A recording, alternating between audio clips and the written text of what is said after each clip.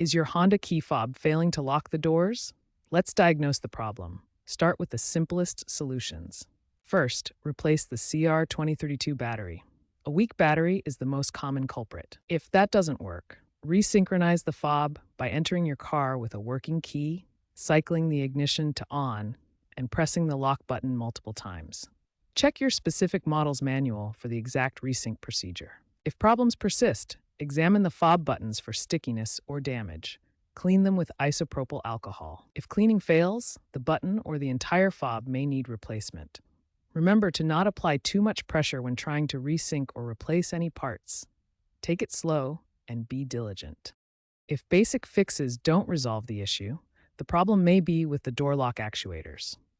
These are electric motors inside each door that physically engage the locks. A failing actuator often makes a grinding noise or fails to respond to fob commands. Replacement requires professional service to avoid complications. Honda is moving towards digital keys through the My Honda Plus Connect app, reducing reliance on physical fobs. Software updates can fix fob firmware bugs.